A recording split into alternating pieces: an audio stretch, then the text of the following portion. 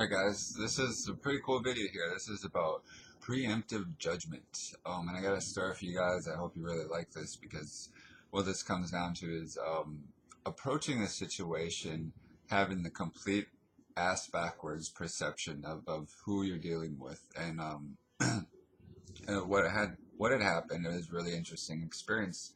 And this kind of helped to show where I stand and in a way of understanding. A friend of mine, um, he's gay, very flamboyant, very gay. He's hard to deal with sometimes. He's kind of the, um, you know, he's hard to manage. He's hard to be around because it's hard. But I'm a good friend of his and we work together. And as a friend, and it was interesting that he asked me to come to a funeral of his uncle had passed away. Okay. And I thought, man, it's kind of strange for you to ask me because he'd always want to go out and go to clubs and everything, and that gets really old on my part. Um, but because he asked me to come to this funeral, which was a celebration of life, I was like, okay, this has probably hit him pretty hard, so I gotta go to this. I gotta be there for him as a friend. Um, and so I got to it was at a park, and when I pulled up and I met him, and we started walking up to the outpost or whatever you call them, the little picnic table area. There was Confederate flags hanging, and there was people with, you had the typical like army fatigues. Everybody had hats on, and the yellow orange vests and stuff. And I was just like, oh man, like what have I got myself into? Is this why he asked me to come along because he needed an extra backup or whatever because he felt uncomfortable there and he needed somebody? And so that kind of was running through my head, right? Post prejudgment, complete post prejudgment and miscalculation of human beings in general. Because as I approached, what I realized was this was a beautiful celebration of this guy's life. There was probably like a third of the people there were African American. We're all communing around good food, this smorgasbord, just barbecuing and being in the community and sharing the very, very foundation of why people were there and why they came together with a celebration of somebody's life. People that had worked with him, and it was this amazing experience for me to be in. It was at first it was a little awkward because again my friend just wants to talk about going to the clubs and doing this and that and should we go out, should we go out, and I'm kind of looking around this area and saying, man, like I think from outside perspective too, people know that he's gay and that I came there and were curious maybe if he's gay too. His friends and his brother and his family knew that I'm gay too, but that doesn't matter.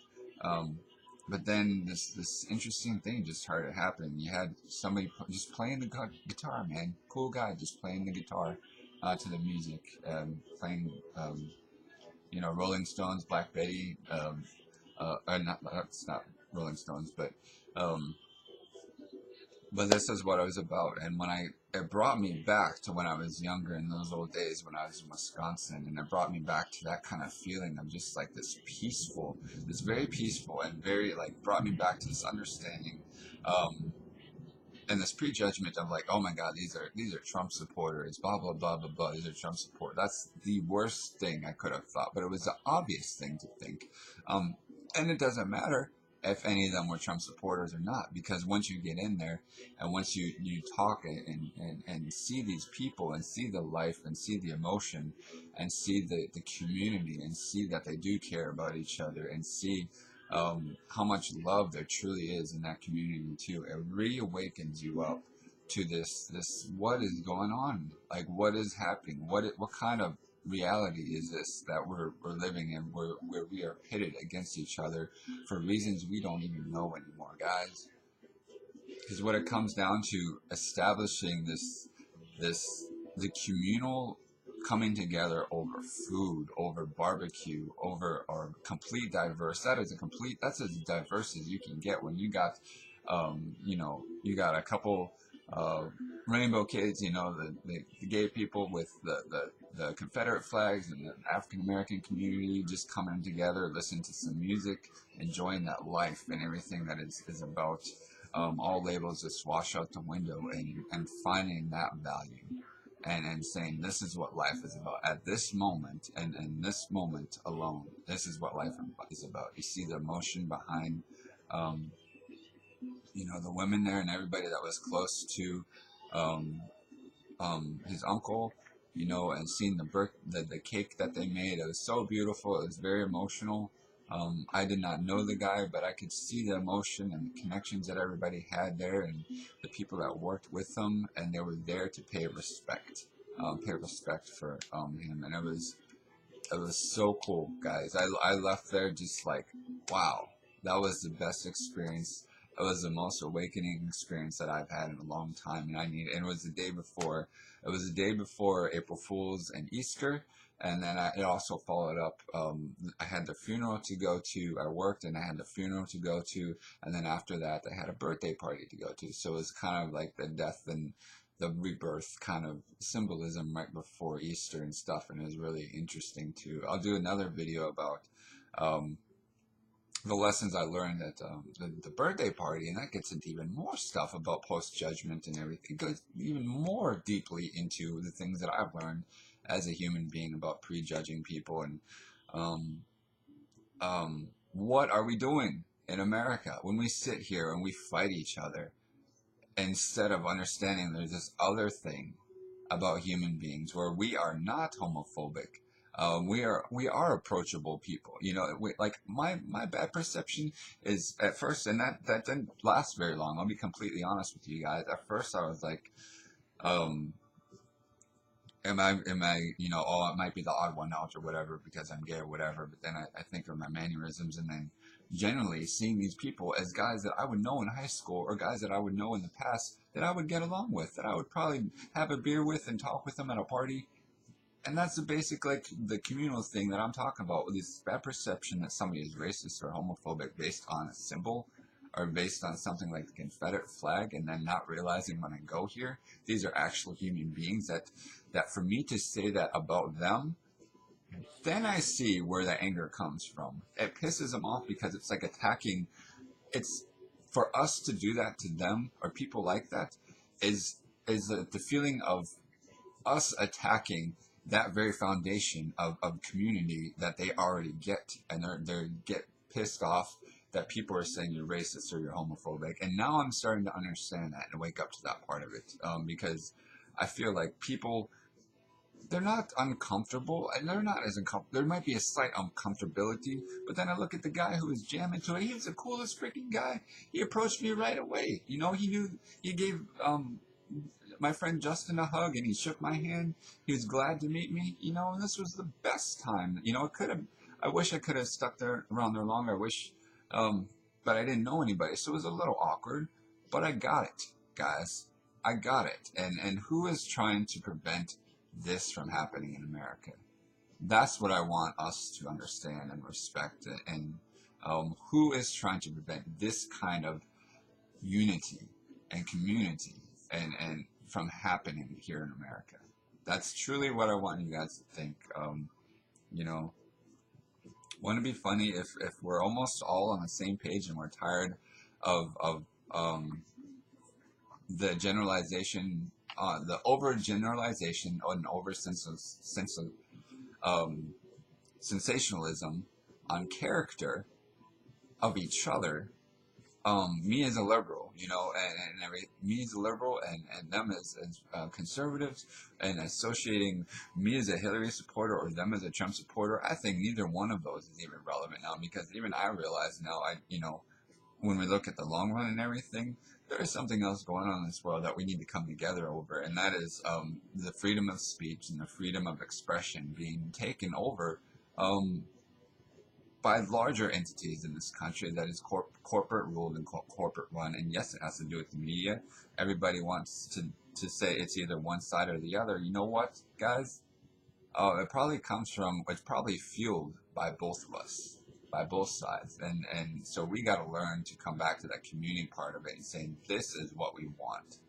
this is truly what we want, because this is what's going to make America stronger and better in the future, when we value and nurture that side inside of ourselves. And the thing about this, what was amazing too, is all this, generalizing, and I'm just using this example, generalizing Trump supporters as haters or non-emotional, or emotionally unaware or hateful or any of that stuff. Bullshit. Bullshit. When I was in that environment, I was like, man, I see it in each one of these individuals. There were kids running around. They had dogs with them.